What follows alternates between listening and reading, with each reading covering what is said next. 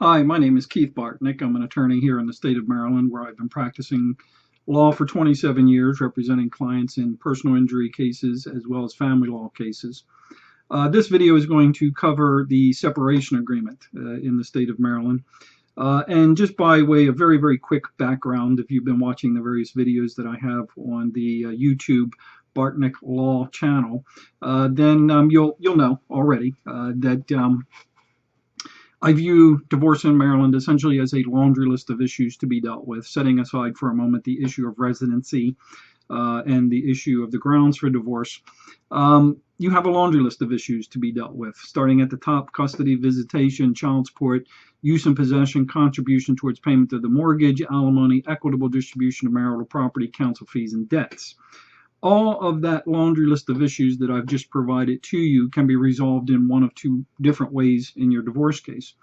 One, you can not come to agreement, in which case then you will put on testimony and the judge will make a decision for you on those issues, or you come to an agreement. And the agreement is then, of course, reduced to writing properly, is reviewed by you and your attorney prior to you signing it, and contains essentially a number of paragraphs, some of which are boilerplate. They are all of significance, but some of which are more boilerplate than others. Dealing with the estate issues, for example, those are essentially boilerplate paragraphs. The breach of contract, in the event that there's a breach of the agreement, that the breaching party will be responsible to pay reasonable counsel fees. The disclosure of finances, the fact that both parties perhaps are represented by counsel. And then you get into the more substantive issues that deal with those things on the laundry list: custody, visitation, child support, for example. When it comes to custody and visitation, you want to be sure that you are clear the nature of the custody arrangement, whether it is joint custody or shared physical custody, and it's a joint legal custody or shared physical custody. You would spell out the access schedule with detail, including all of your various holidays, spring breaks, Christmas breaks, summer holidays, all of it spelled out in the separation agreement regarding access. And then, of course, you would spell out what your child support obligations happen to be and the events that will terminate the child support obligation. Beyond that, your separation agreement would deal with the issue of alimony. You have to be very, very careful when you're drafting the separation agreement on the alimony claim. Both parties can waive. That's a very simple paragraph in the separation agreement. But in the event that alimony is going to be paid, you want to be very, very clear about how much for how long, and you want to be very, very clear about those events that might otherwise terminate the alimony payment. One, for example, a material change of financial circumstances. You need to have that in there.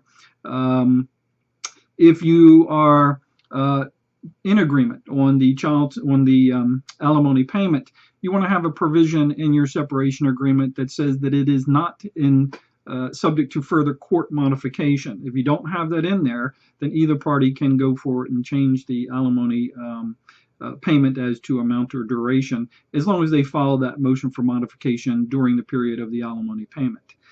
The separation agreement further will deal with the issues of marital property. Who's going to get what, who's going to pay for what.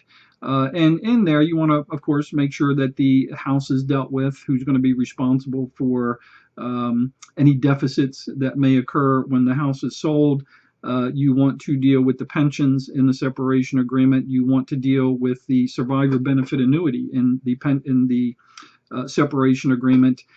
You will also deal with issues of the tax deductions that affect the children. That will be dealt with in the separation agreement as well. If you sign a separation agreement in Maryland, it's very, very hard, not impossible, but it's very, very hard to undo what you've done by signing the agreement. You can attack the validity and the conscionability of the agreement, but it's very, very hard to win those cases. So the best piece of advice that I can offer you when it comes to separation agreements: one, it's a good direction to go in your divorce case.